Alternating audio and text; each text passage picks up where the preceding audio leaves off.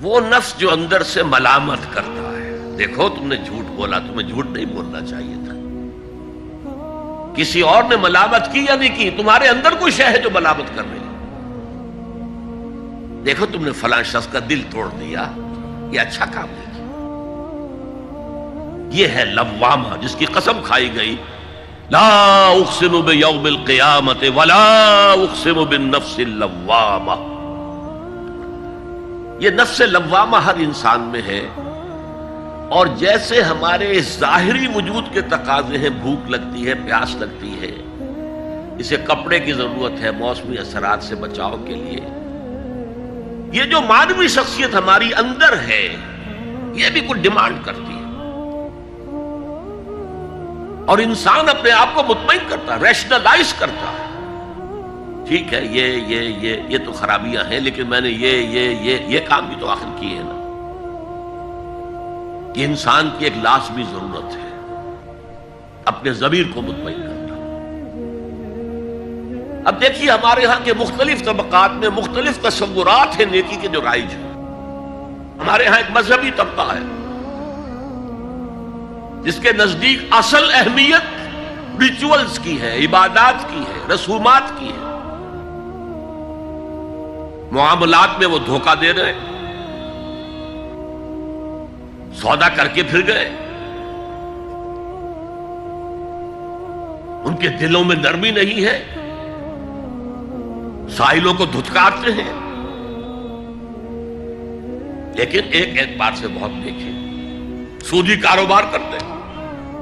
ٹھیک ہے بھائی، میں سودی کاروبار تو کرتا ہوں، میں نے مسجد میں تو بنوائی ہے، میں نے مسجد میں جھاڑ بھی تو لگوا دیا ہے، میں نے مسجد میں قالین بھی تو بچھوایا ہے۔ تو نیکی کا ایک تصور یہ ہے ہمارے یہاں، اس کے بالکل برعکس ایک تصور ہے جدید تعلیم یافتہ طبقات کا تصور۔ آپ نے بارہا سنا ہوگا گفتگو، بھائی اصل نیکی یہ ہے کہ کوئی کسی کو دھوکہ نہ دے، جھوٹ نہ بولے، وعدہ پورا کرے، اپنا فرض صحیح طور سے ادا کرے، کہیں ملازم ہے تو اپنے فرائض صحیح طور سے ادا کرے۔ باقی رہ گئی نماز روزہ، یہ تو انفرادی باتیں ہیں، یہ کوئی کرتا ہے تو اپنے لیے نہیں کرتا ہے تو کوئی بات نہیں۔ یہ دونوں ایک دوسرے کے بالکل برعکس تصورات ہیں، اور یہ ہمارے معاشرے میں جدید تعلیم یافتہ طبقات کا تصور نیکی اور ہمارے قدیم علماء اور ان کے زیر اثر جو عوام ہیں ان کے تصور نیکی میں یہ زمین و آسمان کا فرق ہے۔ آپ کو معلوم ہے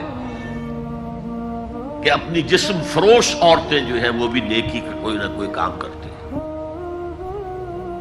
آپ دیکھیں گے محرم میں سیاہ کپڑے پہن کے جلوس کے آگے آگے جا رہی ہیں، سبیلیں لگا رہی ہیں، مختلف مزاروں میں جب عرس ہوتا ہے وہاں جاتی ہیں، دھمال کھیلتی ہیں، وہی سیاہ کپڑے پہن کے، وہ بھی اپنے آپ کو مطمئن کرتی ہیں۔ مشہور ہے ایک واقعہ شہنشاہ عالمگیر اورنگزیب کا، اس نے دلی میں گانے بجانے پر پابندی لگا دی۔ اب ظاہر بات ہے جن کا یہ پیشہ تھا ان کا دھندا ختم تو آمدنی ختم، لاکھ کوششیں کی لیکن اورنگزیب ٹس سے بس نہیں ہوا۔ پھر انہوں نے ایک عجیب ترکیب کی، وہ دریائے جمنا بالکل ساتھ بہتا تھا، یہ قلعہ اس شکل میں بنایا گیا تھا، اب تو ذرا فاصلے پر، تو ایک کشتی میں وہ جمع ہو گئے، سازندے بھی اور ساز بھی، اور گاتے بجاتے ہوئے، انہیں معلوم تھا فلاں وقت جو ہے بادشاہ جھروکے میں بیٹھ کر دریا کی سیر کرتا ہے، وہاں سے گزرے اور ایک شعر گاتے ہوئے گزرے، در کوئے نیک نامی مارا گزر نہ دارند، گر تو نمی پسندی تقدیر قضارا۔ در کوئے نیک نامی، یہ نیکی جو ہے اس کے کوچے میں ہمارا گزر ہی نہیں ہے، در کوئے نیک نامی مارا گزر نہ دارند، یہ تو اللہ کی طرف سے فیصلہ ہے، اس کی مقرر کردہ تقدیر ہے۔ گر تو نمی پسندی تغییر کل قضارا، اگر تجھے پسند نہیں ہے تو تقدیر بدل دے۔ تو بادشاہ ہنس پڑا اور اس نے کہا کہ ٹھیک ہے بھائی، گانے بجانے کی حد تک تمہیں اجازت ہے۔ تو ہر ایک طبقے کا اپنا ایک تصور ہے نیکی کا۔ جیسے میں نے پہلے عرض کیا، بڑے بڑے ڈاکو جو ہیں وہ اپنے علاقے کے بیواؤں یتیموں کی سرپرستی کرتے ہیں، ویسے نہایت درندگی، سفاکی، انسانی جان کی کوئی حیثیت ہی نہیں۔ تو نیکی اصل میں کس شے کا نام ہے، کون سی چڑیا کا نام ہے، نیکی حقیقت میں کیا ہے، وہ ہے اس آیت کا مضمون۔ میں مثال دیا کرتا ہوں، ایک عام قصہ ہے کہ کسی گاؤں میں پہلی مرتبہ ہاتھی آیا۔ اب وہاں نابینا لوگ جو تھے انہیں بھی پتہ چلا ایک عجیب جانور آیا ہے۔ وہ آئے اور کسی نے اس کی ٹانگ کو ٹٹولا، اس نے کہا ہاتھی ایک ستون کے مانند ہے۔ کسی کا اس کے کان کے اوپر ہاتھ پڑا، اس نے کہا چھاج کے مانند ہے وہ۔ کسی نے پیٹ کو ٹٹولا، بہت بڑا ڈھول ہے وہ۔ بالکل یہی معاملہ ہے نیکی کے تصور کے بارے میں۔ اڑائے کچھ ورق لالے نے، کچھ نرگس نے، کچھ گل نے، چمن میں ہر طرف بکھری ہوئی ہے داستان میری۔ کسی نے نیکی کا ایک حصہ لے لیا، کسی نے دوسرا لے لیا، کسی نے تیسرا لے لیا۔ وہ مکمل سراپا نیکی، حقیقی نیکی کس میں ہے، یہ ہے اس آیت کا مضمون۔ اب چوتھے نمبر پر یہ تمہیدی باتیں جو میں عرض کر رہا ہوں، اس آیت کا پس منظر کیا ہے جسے ہم کہتے ہیں شان نزول؟ کیا بحث چل رہی تھی جس میں ہدایت کے لیے یہ آیت نازل ہوئی؟ تو ذہن میں رکھیے کہ تحویل قبلہ اس آیت کا پس منظر ہے، شان نزول ہے۔ آپ کو معلوم ہے مکے میں جب تک حضور رہے، آپ جب نماز پڑھتے تھے تو آپ جنوبی جانب کھڑے ہوتے تھے، یعنی رکن یمانی اور وہ کونا کہ جس میں حجر اسود نصب ہے، ان دونوں کے درمیان کھڑے ہوئے کعبے کی طرف رخ کیا، تو اسی رخ پر بیت المقدس بھی ہے۔ اسے کہتے ہیں استقبال قبلتین، دونوں قبلوں کا بیک وقت استقبال ہو گیا، رخ ہو گیا دونوں طرف، خانہ کعبہ کے بھی اور بیت المقدس کے بھی۔ مدینے میں آ کر تو یہ ناممکن ہے۔ اب اگر کعبے کی طرف رخ کرو گے تو بیت المقدس کی طرف پشت ہو جائے گی، وہ شمال میں ہے، یہ جنوب میں ہے۔ اگر بیت المقدس کی طرف رخ کرو گے تو کعبے کی طرف پیٹھ ہوگی۔ لیکن آپ کو معلوم ہے کہ حضور نے 16 یا 17 مہینے مدینے آنے کے بعد بیت المقدس کی طرف رخ کر کے نماز پڑھی۔ اب ایک شکل تو یہ ہے کہ یہ حضور کا ذاتی اجتہاد ہو اور اس کو اللہ نے تسلیم کر لیا ہو کہ ٹھیک ہے، یہ بھی ممکن ہے۔ اسے تقریر کہتے ہیں اصطلاح میں۔ حدیث کس چیز کا نام ہے؟ حضور کا قول یا فعل یا تقریر۔ پہلی دونوں چیزیں تو آپ جانتے، قول اور فعل۔ یہ تقریر کیا ہے؟ حضور کے سامنے کوئی کام کیا گیا اور حضور نے نہیں روکا، تو امپلائڈ ہے اس کے اندر کہ یہ کام حرام نہیں ہے، حضور کے سامنے ہوا ہے، آپ نے روکا نہیں۔ تو اگر یہ ذاتی اجتہاد تھا تو تقریر ہو گئی اس کی اللہ کی طرف سے۔ لیکن زیادہ غالب پہلو یہ ہے کہ یہ اللہ کے حکم سے حضور نے کیا، اور یہ حکم وحی خفی کے ذریعے سے آیا، اس لیے کہ قرآن مجید میں اس کا ذکر نہیں ہے کہ اللہ نے حکم دیا ہو کہ اے محمد صلی اللہ علیہ وسلم اب آپ اور آپ کے ساتھی بیت المقدس کی طرف رخ کر کے نماز پڑھے، یہ نہیں ہے۔ تو یہ وحی خفی، وحی جلی، وحی خفی، دو قسم کی وحیاں حضور کو ہوتی تھی۔ نبی کے لیے تو وحی خفی بھی وحی جلی کے حق اسی کے حکم میں ہے، لیکن عام آدمی کا کوئی ولی اللہ بڑے سے بڑا ہو، اس کی بھی اس کا کشف، اس کا الہام حجت نہیں ہے دین میں۔ بہرحال یہ شاید حضور کو اللہ نے وحی خفی کے ذریعے حکم دیا۔ اس کا ایک بہت بڑا سیاسی فائدہ ہوا حضور کو،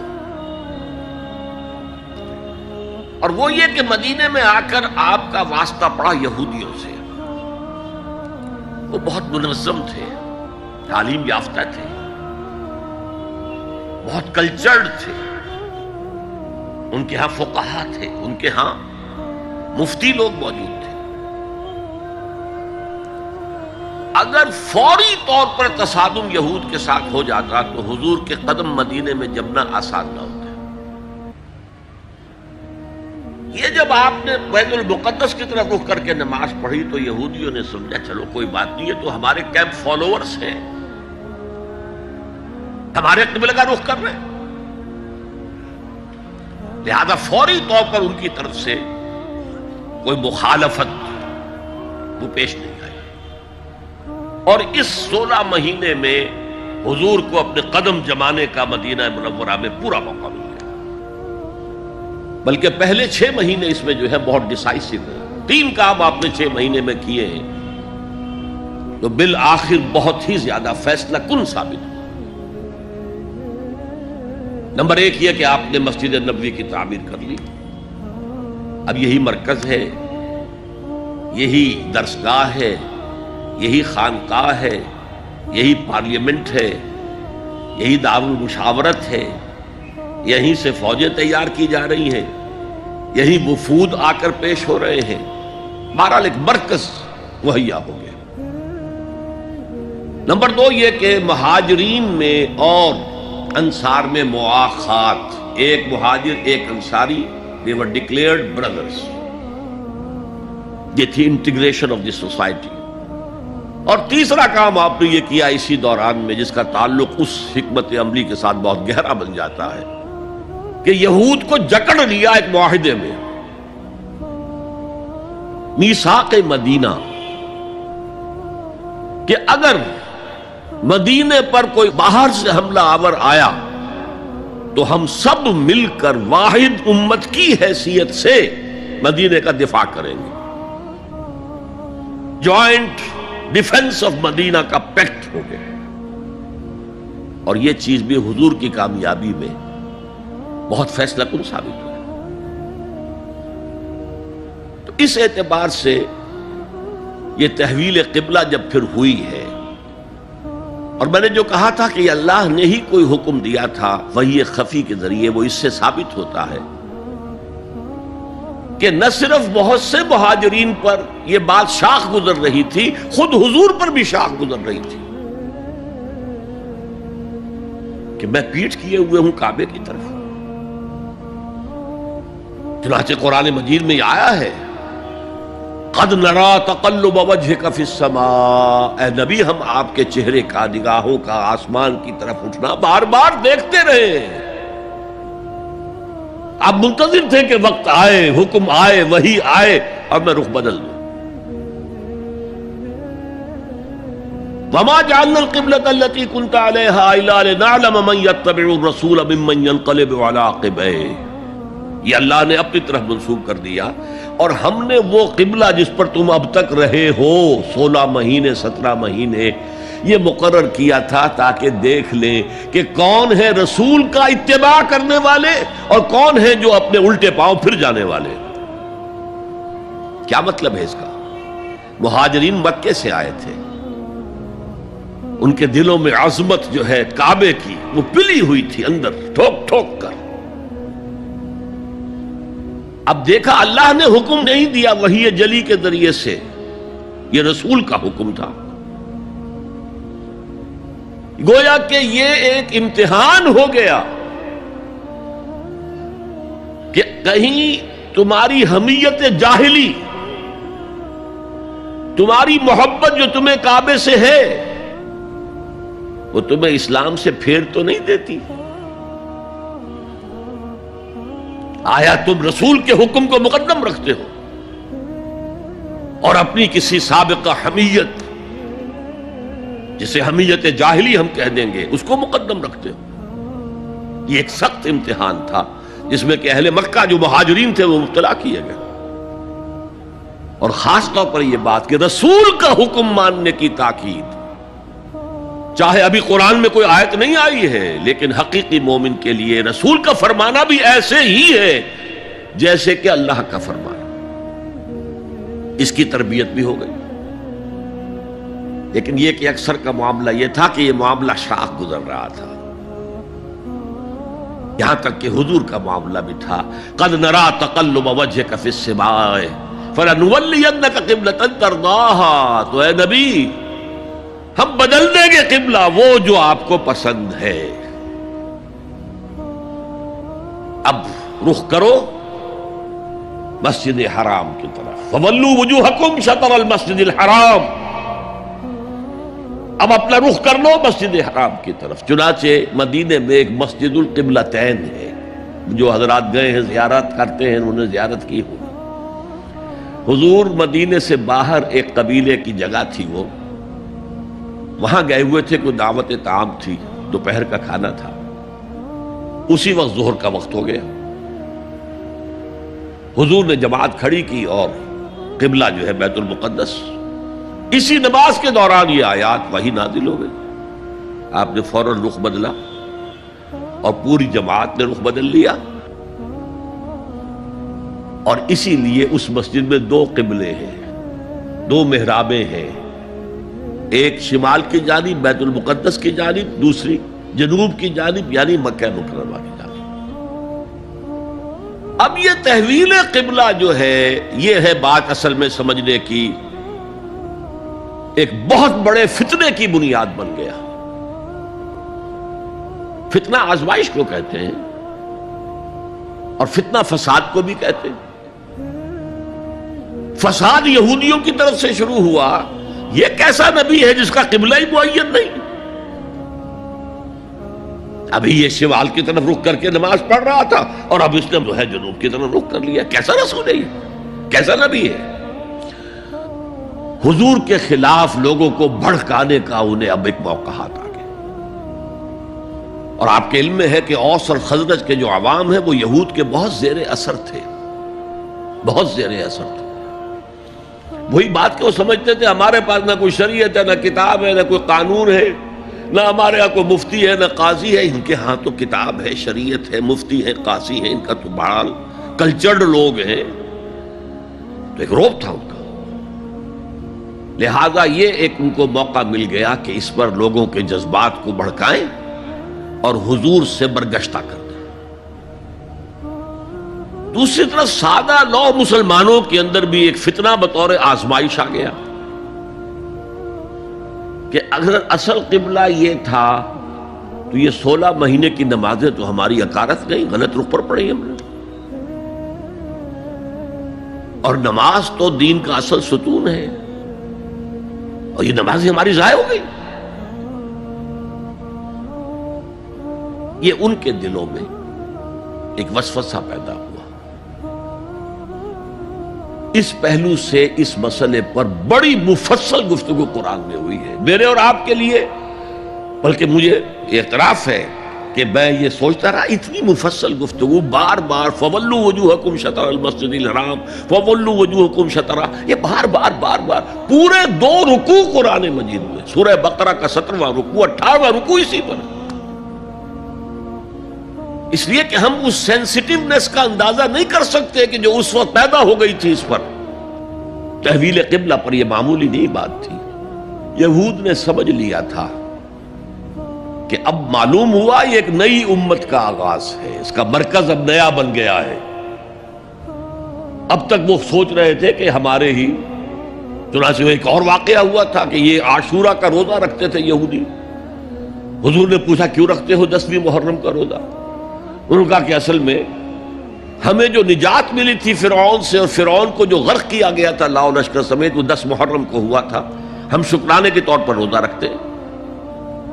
حضور نے فرمایا کہ موسیٰ کے تو ہم تم سے زیادہ مستحق ہیں، لہذا مسلمانوں کو حکم دیا کہ تم بھی 10ویں محرم کا روزہ رکھا کرو۔ اب یہ چیزیں ایسی تھیں کہ جس سے وہ پیسیفائیڈ تھے ایک طرح سے کہ نہیں یہ کوئی نئی چیز نہیں ہے، یہ ہمارے کیمپ فالوورز، بلکہ حضور نے فرمایا تم 2 روز کا روزہ رکھو، 9ویں محرم کا بھی 10ویں کا۔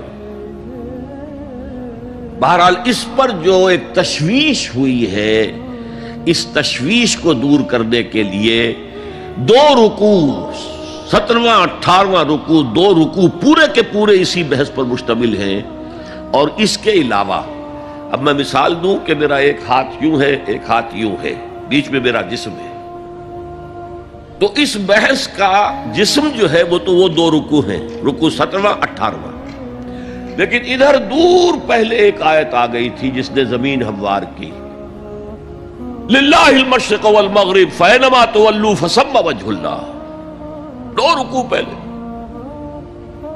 مشرق و مغرب سب اللہ کے ہیں، جدھر بھی رخ کرو اللہ کا رخ ہے۔ قبلے کا مطلب یہ تو نہیں ہے کہ اللہ اس سمت میں محدود ہے، معاذ اللہ، اللہ کا رخ، اللہ تو مشرق میں ہے، مغرب میں ہے، شمال میں ہے، جنوب میں ہے، فوق میں ہے، تحت میں ہے، ہر جگہ ہے۔ للہ المشرق والمغرب فینما تولوا فثم وجہ اللہ، مشرق و مغرب سب اللہ کے ہیں، جدھر بھی تم رخ کرو گے وہ اللہ کا رخ ہے۔ یہ ایک تمہید ہو گئی تھی۔ اس کے بعد ویسے وہاں جا کر عجیب سا محسوس ہوتا ہے کہ یہاں تو کوئی سیاق و سباق تو تھا نہیں، یہ آیت کس حوالے سے آئی ہے؟ اصل میں اس بحث کے لیے تمہید وہاں سے شروع کر کے بات چھوڑ دی گئی، اور پھر 2 رکوع آگے جو ہے وہ یہ آیت آ گئی کہ اگر ابھی کوئی ریزیڈول ایفیکٹ باقی ہے تو اب ان سے کہا جا رہا ہے سخن شناس نئی دل برا خطائی جاست، لوگو تم بات نہیں سمجھتے، سخن شناس نہیں ہو اے میرے محبوب، دل برا سخن شناس نئی دل برا خطائی جا، خطا یہاں ہے، تم جسے اصل نیکی سمجھ بیٹھے ہو، ریچول ظاہری شکل، وہ اصل نیکی نہیں ہے، وہ کل نیکی نہیں ہے،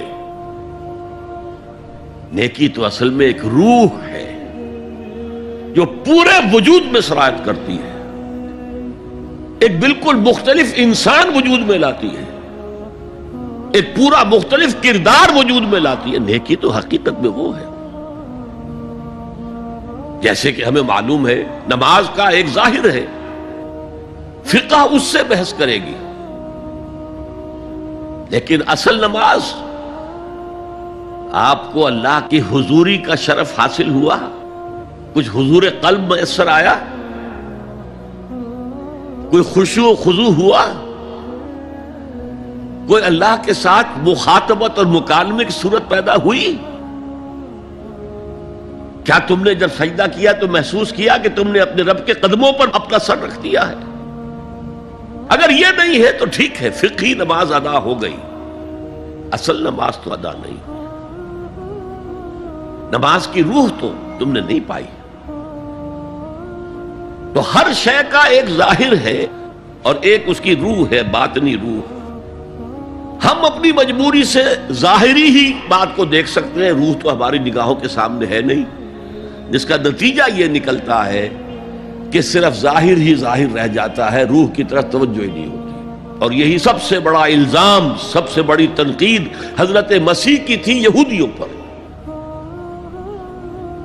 تم مچھر چھانتے ہو اور سموچے اونٹ نکل جاتے ہو۔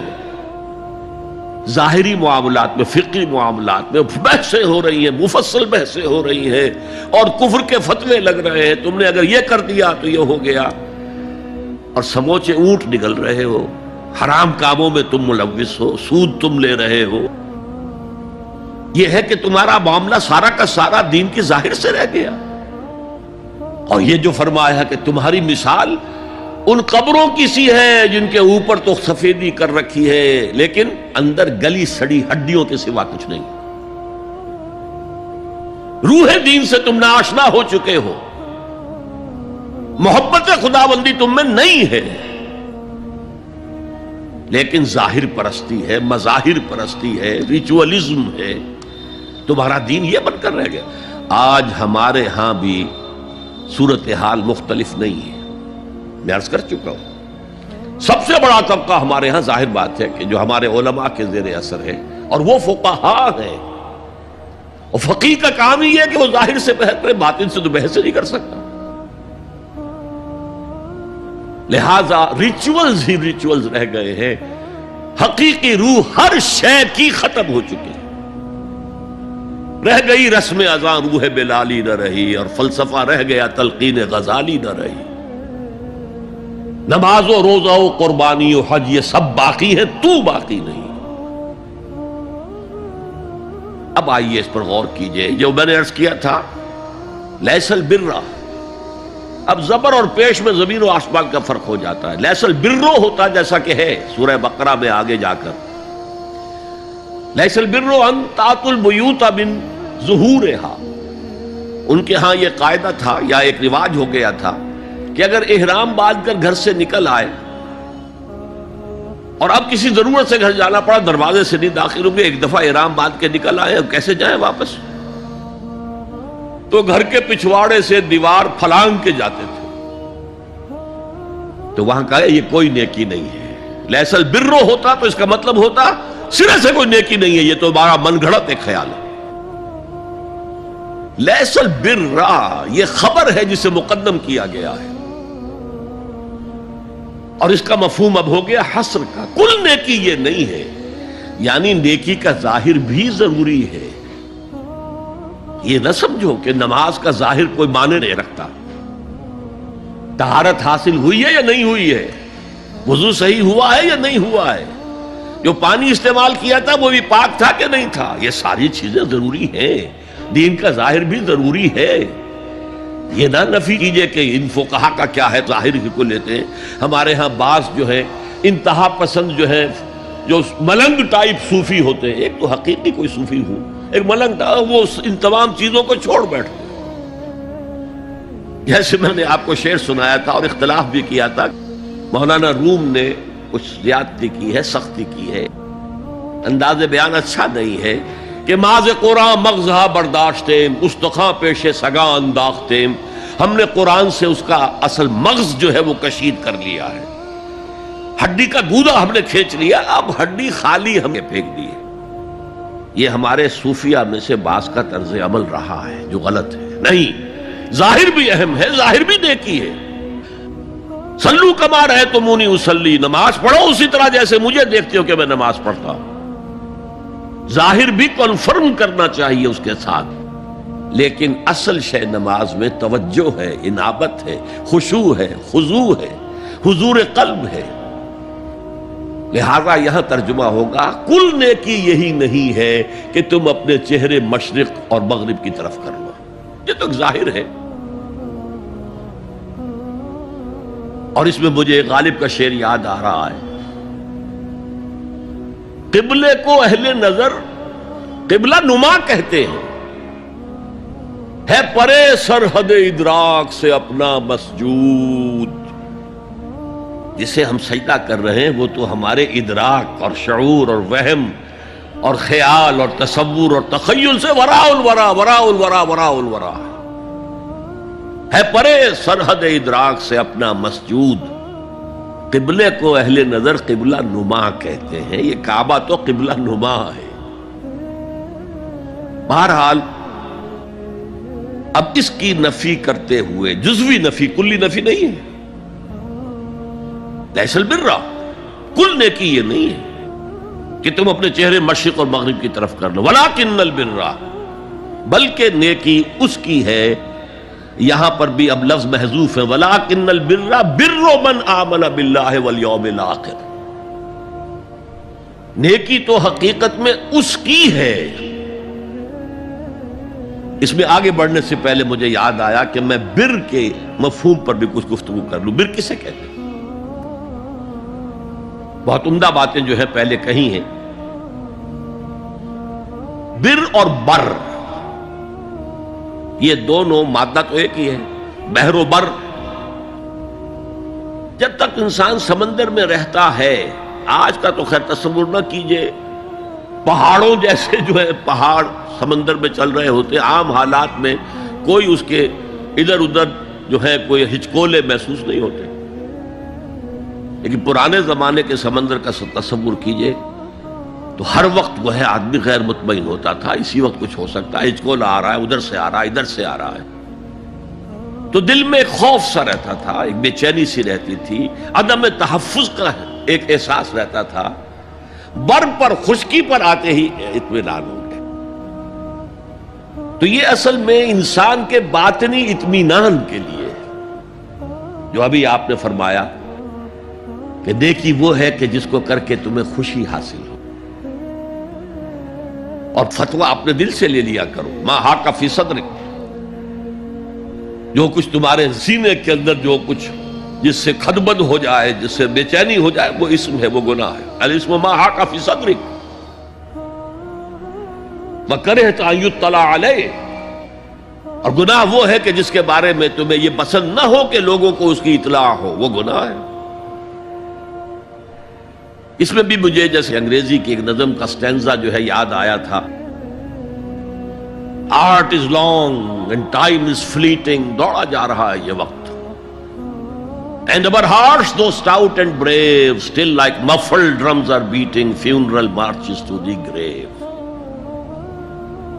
اپنے دل کی ہر بیٹ کے ساتھ ہم اپنی قبر سے قریب سے قریب تر ہوتے جا رہے ہیں. اسی طرح کی ایک نظم ہے، بڑی پیاری نظم ہے. Charities that soothe and heal and bless are scattered over the feet of men like flowers. وہ بھلائیاں، وہ نیکیاں، وہ خدمت خلق، charities which soothe and bless and heals، دل کے اوپر مرہم سا رکھا جاتا ہے نیک کام کر کے، دل کو خوشی ہوتی ہے نیک کام کر کے. Charities that soothe and heal and bless are scattered over the feet of men like flowers. یہ تو ان پھولوں کے مانند ہے جو انسان کے قدموں میں پڑے ہوئے ہیں، جس کو چاہے اٹھا لے، جو چاہے اٹھا لے. No mystery is here, no special boon for the high and not for the low. The smoke ascends as high from the hearth of a humble cottage as from that of a haughty palace. دھواں اٹھتا ہے تو ایک کٹیا میں جو چورا جل رہا ہے اس سے بھی اٹھے گا تو جائے گا اوپر، اور محل کا کوئی بہت بڑا کچن ہے تو اس سے بھی اٹھے گا تو اوپر جائے گا. لہذا یہ غریب اور امیر کا فرق نہیں ہے، ہر شخص اس نیکی میں سے حصہ لے سکتا ہے. تمہارے پاس ایک روٹی تھی، تم نے آدھی دے دی کسی مانگنے والے کو، تمہارا حصہ ہو گیا، بہت بڑا حصہ ہو گیا.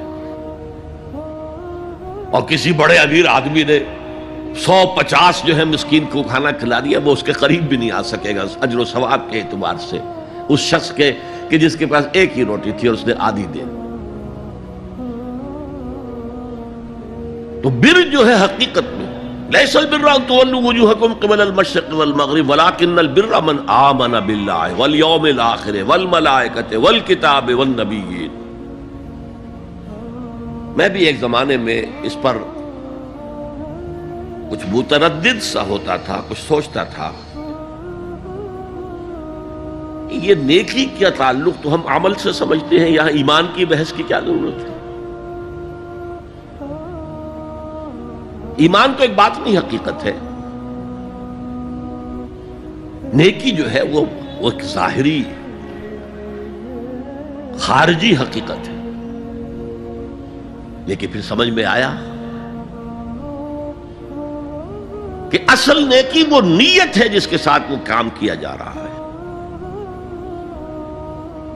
اگر خیرات بانٹی جا رہی ہے، جھگیوں میں جا کر میلے کچیلے بچوں کو گود میں لے کر اپنی سفید اشکروں کو بھی خراب کیا جا رہا ہے، اور معلوم ہے کہ یہ اس لیے کر رہا ہے کہ آئندہ الیکشن میں کھڑا ہونا ہے، تو کوئی ہے جو کہے گا کہ یہ نیکی ہو رہی ہے؟ کام تو بظاہر بڑی نیکی کا کام ہے. نیکی کے لیے شرط اول اللہ پر ایمان ہے، اس کی موٹیویشن لو آف گاڈ. اس کے سوا اگر کوئی اور موٹیو ہے، اگر دنیا میں شہرت چاہیے، اگر اس نیکی کے ذریعے سے بھی مال کمانے کا معاملہ ہے، دھندا ہے، نیکی کے پردے میں دھندا ہو رہا ہے، وہ نیکی نہیں ہے، چاہے ظاہری اعتبار سے وہ بہت بڑی نیکی ہو. تو سب سے پہلا مسئلہ نیت کا ہے، نیت کا ہے، نیت کا ہے. کس ارادے کے تحت یہ نیکی کی جا رہی ہے، کیا مقصود ہے، کیا مطلوب ہے. چنانچہ نوٹ کیجئے اکثر محدثین نے اپنے جو مجموعے مرتب کیے احادیث کے، ان میں پہلی آیت کون سی، پہلی حدیث کون سی لاتے ہیں؟ حضرت عمر رضی اللہ تعالیٰ عنہ سے روایت ہے، انما الاعمال بالنیات، نیکیوں کا، نیک اعمال کا دار و مدار نیتوں پر ہے۔ وانما لکل امرئ ما نویٰ، ہر شخص کو وہی کچھ ملے گا جس کی اس نے نیت کی ہوگی۔ فمن كانت ہجرته الى اللہ ورسولہ فہجرته الى اللہ ورسولہ، جو کوئی ہجرت کر رہا ہے، مکے میں گھر بار چھوڑ کر جا رہا ہے، اپنے وطن کو ترک کر کے جا رہا ہے مدینے کی طرف، صرف اللہ اور رسول کے لیے، اس کی ہجرت اللہ اور اس کے رسول کے لیے۔ ومن كانت ہجرته للدنیا يصيبها، اور اگر اس شخص کی ہجرت دنیا کے لیے ہے کہ اس کو حاصل کر لے، مثلا میں دیتا ہوں مثال، ایک مسلمان تھا، اس کا کوئی کاروبار تھا، اس کے خریدار مسلمان ہی تھے، وہ جا رہے ہیں، اب کیا کرے گا؟ مشرکوں نے سو تو اس کا سامان نہیں لینا، اب وہ بھی چلے جا رہے ہیں۔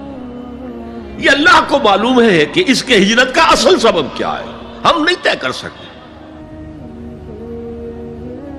لیکن اللہ کے ہاں جو کھاتا کھلا ہوا ہے، اس کی یہ ہجرت جو ہے اللہ اور اس کے رسول کے لیے شمار نہیں ہوگی۔ وَمَنْ كَانَتْ هِجْرَتُهُ لِدُنْيَا يُصِيبَهَا أَوْ امْرَأَةٍ يَنكِحُهَا، یا کسی عورت کے لیے ہو کہ اس سے نکاح کرے، کسی خاتون سے وہ شادی کا خواہش مند تھا، وہ خاتون ہجرت کر کے مدینے چلی گئیں، اب یہ بھی باندھے کچے دھاگے سے بندھے ہوئے چلے جا رہے ہیں، تو یہ تو در حقیقت اس عورت کے کھاتے میں ہجرت جائے گی، اللہ اور اس کے رسول کی ہجرت میں نہیں۔ تو اصل شے یہ ہے، نیکی کا وہ کام جس کا ظاہر بھی نیکی کا ہو اور باطن بھی ہو، کہ موٹیویشن صرف اللہ کی رضا ہو، اللہ کی محبت اور اللہ کی رضا کا حصول، یہ ہے پازیٹو موٹیو۔ ایک نیگیٹو سائیڈ بھی ہے، سب لوگ ذہنی اعتبار سے اتنے بلند نہیں ہوتے کہ اللہ کی محبت وہی اصل محرک بن جائے۔ یہی وجہ ہے کہ حضور نے اس کو صلی اللہ علیہ وسلم کمال ایمان سے تعبیر کیا ہے، من احب للہ وابغض للہ وعطا للہ ومنع للہ فقد استکمل الایمان، جس نے کسی سے محبت کی تو اللہ کے لیے کی، کسی سے نفرت اور بغض رکھا تو اللہ کے لیے رکھا، کہ اللہ کو اس سے نفرت کرنا پسند ہے، اور کسی کو کچھ دیا تو اللہ کو خوش کرنے کے لیے دیا، اور کسی سے کچھ چیز روکی تو صرف اس لیے کہ اللہ کو اس کا روکنا پسند ہے، تو اس شخص نے اپنے ایمان کی تکمیل کر لی۔ اگر اس کا موٹیو خالص ہو گیا ہے اللہ کی محبت اور اللہ کی رضا کا حصول، تو اصل میں نیکی ہے، ورنہ چاہے بظاہر کتنی ہی بڑی نیکی نظر آئے، وہ نیکی نہیں۔ لیکن جو لوگ اس حد تک نہ پہنچ پائے ہوں، استکمال ایمان تک، تکمیل ایمان تک، تو ان کے لیے ایک اور موٹیو بھی ہے، والیوم الآخر، قیامت کا دن، جزا و سزا کا یقین، اللہ کا خوف، آخرت کے محاسبے کا خوف۔ خوف بھی ایک بہت بڑا موٹیو ہے، بہت بڑی موٹیویٹنگ فورس ہے۔ اب میں یوں کہوں گا کہ اگر کسی عمل کا محرک ہے صرف اللہ کی محبت، اس کی رضا کا حصول اور آخرت کی نجات، تو وہ نیکی ہے۔ اگر یہ نہیں ہے، کوئی وطن پرست ہے، وطن کی محبت کی وجہ سے کوئی نیک کام کر رہا ہے، اس کا وہ کام وطن پرستی کے کھاتے میں جائے گا، خدا پرستی کے کھاتے میں نہیں جائے گا۔ کوئی قوم پرست ہے، اپنے قوم کی محبت میں کچھ کر رہا ہے، تو اس کا وہ نیک کام قوم پرستی کے کھاتے میں جمع ہوگا، خدا کی پرستش کے لیے نہیں۔ یہ ہے موٹیو کا فرق، اور یہ ہے موٹیو کی اہمیت، اور اس کا تعلق ہے ایمان باللہ اور ایمان بالآخرہ سے۔ ایک حدیث میں حضور نے فرمایا کہ قیامت کے دن سب سے پہلے 3 اشخاص کا معاملہ پیش ہوگا۔ ایک وہ تھا کہ جو اللہ کی راہ میں جنگ کرتا ہوا مارا گیا تھا، دنیا میں شہید سمجھا جا رہا تھا۔ ایک وہ تھا جسے اللہ نے علم بہت دیا تھا اور اس نے علم کو پھیلایا، خوب پھیلایا۔ اور ایک وہ جس کے پاس جس کو اللہ نے بہت دولت دی تھی اور اس نے دولت جو ہے نیکی کے کاموں میں، بھلائی کے کاموں میں، غرباء، یتامیٰ، مساکین کے لیے خرچ کیا۔ اب اللہ پوچھے گا ان شہید صاحب سے کہ دیکھو میں نے تمہیں صحت دی تھی، جسمانی قوت دی تھی، تم نے کیا کیا؟ وہ کہے گا اے اللہ میں نے تیرے لیے قتال کیا اور اپنی جان دے دی۔ اللہ فرمائے گا کذبتا، تو نے جھوٹ بولا، انک قد قاتلت لأن یقال جریء، تو نے تو یہ جنگ میں حصہ لیا تھا اس لیے کہ تیری شجاعت کا ڈنکا بج جائے، تیری جرأت کی شہرت ہو جائے۔ وقد قیلا، وہ کہا جا چکا، اب یہاں تمہارے لیے کچھ نہیں ہے۔ اور فرشتوں کو حکم ہوگا اور اوندے منہ گھسیٹتے ہوئے اس کو جہنم میں ڈال دیں۔ یہی حشر ہوگا اس عالم کا، تو نے وہ نیکی کا کام کیا تھا، لأن یقال عالم، کہا جا چکا دنیا میں، ڈنکا بج چکا تمہاری شہرت کا۔ اب اس میں نوٹ کیجئے، اگر کسی عالم کے علم کا ڈنکا بج جائے، اس کی اپنی نیت وہ نہیں تھی تو اس کے اندر کوئی خرابی نہیں ہے۔ یہاں معاملہ نیت کا ہے۔ اگر نیت یہ ہو کہ میرے علم کی شہرت ہو جائے، میرے ہاتھ چومے جائیں، مجھے نذرانے پیش کیے جائیں، تو پھر وہی حشر اس کا ہوگا کہ اوندھے منہ گھسیٹ کر جہنم میں ڈال دیا جائے۔ یہی حشر اس سخی کا ہوگا جس نے سخاوت کی تھی، جس کی سخاوت کے ڈنکے بج گئے تھے، اس کا بھی یہی حشر ہوگا۔ تو انما الاعمال بالنیات، اور یہاں نیکی کی بحث میں سب سے پہلے ولکن البر بر من آمن باللہ والیوم الآخر۔ اب جو والملائکۃ والکتاب والنبیین، ان تینوں کو جمع کر لیجئے، اس سے مراد ہے نبوت اور رسالت۔ ملائکہ وحی کا ذریعہ ہیں جو انبیاء تک لے کر آتے رہے۔ اس وحی کا جو ریکارڈ مرتب ہوا وہ کتابیں ہیں، اور جن پر وہ وحی آئی وہ نبی ہیں۔ ان تینوں کو جمع کر لیجئے، رسالت، ایمان باللہ، ایمان بالآخرہ اور ایمان بالرسالت۔ اب اس کا تعلق کیا ہے نیکی کے ساتھ؟ یہ ذرا گہری بات ہے۔ دیکھیے نیکی کا جذبہ بھی، جو انسان کے پیشنز ہوتے ہیں وہ اندھے بہرے ہوتے ہیں۔ پیشنز، جذبات، نیکی بھی ایک جذبہ ہے۔ کبھی یہ جذبہ حد اعتدال سے تجاوز کر کے بدی بنا دیتا ہے، جیسے رہبانیت، ترک دنیا، شادی نہیں کروں گا، گھر گھرستی کا بکھیڑا مول نہیں لوں گا، بس اللہ سے لو لگاؤں گا۔ ظاہر بات ہے جس نے بھی فیصلہ کیا نیکی کے جذبے کے تحت کیا نا، لیکن اس کا جو نتیجہ نکلا اکثر و بیشتر پھر حرام کاری ہوئی۔ آپ عیسائیت کی جو ہے ہسٹری آف کرسچین موناسٹسزم، اس کا مطالعہ کیجئے، انہوں نے خود لکھا ہے کہ بظاہر راہب خانے ہیں، راہب اور راہبائیں رہتی ہیں، اور ان کے تہخانوں میں حرامی بچوں کے قبرستان ہو جاتے تھے۔ یہ نیکی کے جذبے نے بدی کو جنم دیا ہے۔ حضور کے ساتھ ایسا ہوا۔ 3 اشخاص آئے، انہوں نے حضور کی ازواج مطہرات سے معلوم کیا آپ رات کو کتنا وقت نماز میں لگاتے ہیں، آپ مہینے میں کتنے نفلی روزے رکھتے ہیں۔ اب جو کچھ انہیں بتایا گیا، حضور کی زندگی کھلی کتاب تھی، بتا دیا گیا اتنا عرصہ جو ہے آپ رات کو تہجد پڑھتے ہیں، بتا دیا گیا مہینے میں اتنے روزے رکھتے ہیں۔ انہوں نے اسے کم سمجھا، فتقالوہا، قلیل سمجھا کہ یہ تو زیادہ نہیں ہے، ہمارا تو خیال تھا کہ آپ ساری رات ہی کھڑے رہتے ہو، لیکن اپنے دل کو مطمئن کرنے کے لیے کہ حضور کی کہیں توہین بھی نہ ہو جائے، کہا جی انہیں تو ضرورت نہیں ہے، وہ تو معصوم ہی ہے، ان کی خطائیں اول تو ہوتی نہیں، اگر کوئی ہے بھی تو اللہ نے کہہ دیا قد غفر اللہ لک ذنبک ما تقدم منہا وما تاخر، اللہ نے تو معاف کر دیا اگلے پچھلے سارے گناہ، میرے لیے یہ کافی نہیں ہے۔ ایک نے کہا میں پوری رات عبادت کروں گا، اپنی کمر بستر سے نہیں لگاؤں۔ دوسرے نے کہا کہ میں ہمیشہ ہر روز روزہ رکھوں گا، کبھی افطار نہیں کروں گا۔ تیسرے نے کہا میں کوئی شادی بیاہ نہیں کروں گا، یہ کھکیڑ میں نہیں پڑھوں گا میں۔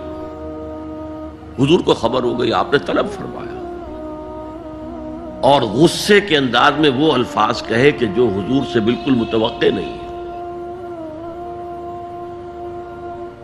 واللہ انی لاتقاکم واخشاکم، خدا کی قسم میں تم سب سے زیادہ متقی ہوں اور سب سے زیادہ اللہ سے ڈرنے والا ہوں، لیکن میرا طریق یہ ہے کہ میں رات کو سوتا بھی ہوں اور نماز بھی پڑھتا ہوں، میں روزہ رکھتا بھی ہوں، ناغہ بھی کرتا ہوں، میں نے شادیاں کی ہیں، متعدد ازواج میرے گھروں میں ہیں۔ فمن رغب عن سنتی فلیس منی، جو بھی میری سنت سے ہٹا وہ مجھ میں سے نہیں ہے، میرا امتی نہیں ہے۔ تو نیکی کا جذبہ بھی حد اعتدال سے تجاوز کر کے بدی کو جنم دے سکتا ہے۔ ایک صحابی، نوجوان صحابہ میں سے عبداللہ ابن عمرو ابن العاص، عجیب یہ بات ہے کہ باپ جو ہے بہت بڑا سیاستدان، بہت بڑا جری سپہ سالار، بہت بڑا حکمران، حضرت عمرو بن العاص، بیٹا نہایت زاہد و عابد، مرتاس، زاہد مرتاس، ساری رات کھڑے ہیں، بستر سے کمر ہی نہیں لگائی، ہر روز روزے سے ہیں۔ یہ خبر دی گئی حضور کو تو آپ نے طلب فرمایا یا عبداللہ اولم اخبر انک تقوم اللیل وتصوم النہار، اے عبداللہ مجھے یہ خبر نہیں دی گئی ہے، یعنی یہ بات جو ہے صحیح ہے کہ نہیں کہ تم ساری رات عبادت کرتے ہو، ہر روز روزہ رکھتے ہو؟ کیا کہہ سکتے تھے؟ بلا یا رسول اللہ، حضور ایسا تو ہے۔ فرمایا لا تفعل، ہرگز ایسا مت کرو، فإن لزوجك عليك حقا وإن لزورك عليك حقا بل إن لنفسك عليك حقا، تمہارے نفس کے بھی تم پر حقوق ہیں، تمہاری بیوی کے بھی تم پر حقوق ہیں۔ ان کی زوجہ سے کسی نے پوچھا تھا تم ہمیشہ میلی کچیلی رہتی ہو، کبھی ہم نے تمہیں کسی اچھے لباس میں کس کوئی جسے سنگھار کہہ دیتے کہ یہ میں نے دیکھا؟ تو انہوں نے کہا کہ مجھے کیا غرض ہے، تمہارے بھائی کو تو مجھ سے کوئی غرض ہے ہی نہیں، میں کس کے لیے بناؤ سنگھار کروں؟ یہ بھی الفاظ آتے ہیں۔ فرمایا ہرگز مت کرو، میں تو کرتا ہوں، میں روزے بھی رکھتا ہوں لیکن نہیں بھی رکھتا، میں نماز پڑھتا ہوں لیکن سوتا بھی ہوں، میری بیویاں ہیں متعدد، تو میری سنت اگر تم نے چھوڑ دی تو تمہارا مجھ سے کوئی تعلق نہیں ہوگا۔ اس کا مطلب کیا ہوا؟ تو سم اپ، نیکی کا ایک ماڈل بھی سامنے رہنا چاہیے جس میں توازن ہو، اعتدال۔ انبیاء وہ توازن پیش کرتے ہیں اپنے کردار اور شخصیت کے ذریعے سے۔ وہ جو فرمایا گیا لقد کان لکم فی رسول اللہ اسوۃ حسنہ، تمہارے لیے اللہ کے رسول کی شخصیت میں ایک اچھا نمونہ ہے، یہ نمونہ معتدل ہے، متوازن ہے۔ حضرت عائشہ فرماتی ہیں حضور ہمارے مابین تشریف فرما ہوتے تھے، پیار اور محبت کی باتیں بھی ہوتی تھیں۔ حضور ہمارے ہاں کے جو ذرا زیادہ دیندار، جنہیں زیادہ مسالہ لگ جاتا ہے، وہ کرخت مزاج کے گھروں میں بھی معلوم ہوا داخل کیا ہوا قیامت آ گئی ہے، تو اس طرح کا نہیں تھا معاملہ، اپنی بیویوں کی دل جوئی، ان سے محبت اور پیار کی باتیں۔ لیکن حضرت عائشہ فرماتی ہیں کہ ہمارے درمیان بیٹھے ہوتے تھے اور پیار و محبت کی گفتگو ہو رہی ہوتی تھی، اذان کی آواز آتے ہی ایسے ہی اٹھ کر چل دیتے تھے جیسے ہمیں جانتے بھی نہیں کہ ہم کون ہیں۔ یہ توازن پیدا کرو، ترک دنیا نہیں، دنیا میں رہو اور پھر وہ کردار پیش کرو جو محمد نے پیش کیا صلی اللہ علیہ وسلم اور آپ کے صحابہ نے پیش کیا۔ دنیا میں رہتے ہوئے ترک دنیا اس معنی میں دنیا مقصود نہ بن جائے، مطلوب نہ بن جائے۔ لا مقصود الا اللہ، لا مطلوب الا اللہ، لا محبوب الا اللہ۔ تو یہ ہے اس نیکی کی بحث میں ایمان بالرسالت کا معاملہ۔ اب آگے چلتے ہیں۔ وَآتَى الْمَالَ عَلَى حُبِّهِ، اور دیتا ہے وہ اپنا مال، یا دیا اس نے اپنا مال اس مال کی محبت کے باوجود، علی الرغم۔ جن حضرات نے ترجمہ کیا ہے کہ اللہ کی محبت کی وجہ سے ہی، اللہ کی محبت میں وہ مال دیتے ہیں، یہ غلط ہے۔ جو بحث ہو چکی ہے، موٹیویشن تو ان کی درست ہو گئی، ایمان باللہ، ایمان بالآخرہ سے، اب آگے اس کے تکرار کی ضرورت نہیں ہے۔ اور عربی میں کسی کی محبت میں کوئی شے آئے تو فی یا لام آئے گا۔ علا آتا ہے مخالفت کے لیے، علی الرغم۔ مال محبوب ہے، کس کو نہیں ہے؟ زین للناس حب الشہوات من النساء والبنین والقناطر المقنطرۃ من الذهب والفضة والخیل المسومۃ والانعام والحرث۔ انسان کی سرشت کو اللہ سے زیادہ جاننے والا کون ہے؟ وہ فرما رہا ہے، سورہ آل عمران کی آیت ہے، مزین کر دی گئی ہے انسانوں کے لیے محبت بیویوں کی، بیٹوں کی، اور ڈھیروں مال کی، سونے کی اور چاندی کی، اور گھوڑے وہ کہ جو پیڈگری والے ہوں اور جو بہت اعلیٰ نسل کے ہوں، خیل المسومہ، نشان زدہ گھوڑے، اور مال ہو، بھیڑیں بکریوں کو گلے کے گلے ہوں، اور گائے اور بیل ہوں، اور یہ ساری چیزیں محبوب ہیں۔ اس محبت کے خلاف عمل کرتے ہوئے مال خرچ کرنا تبھی تو مجاہدہ ہے۔ تو جیسے اردو میں ہم علی الرغم کہتے ہیں، علی الرغم، باوجود اس کی محبت کے وہ خرچ کرتے ہیں۔ اب یہاں جو اصل نوٹ کرنے کا نقطہ ہے وہ کیا ہے؟ دیکھیے، اسلام کا جو نظام ہے دنیاوی، اس میں ایمان کے بعد پہلی شے نماز ہے۔ وہ جو کہا گیا ہے کہ قیامت کے دن سب سے پہلا محاسبہ نماز کا ہوگا، اور جب ہماری مسجدوں کے اندر لکھے ہوتے تھے فارسی کے اشعار، روز محشر کے جان گداز بود، اولی پرسش نماز بود،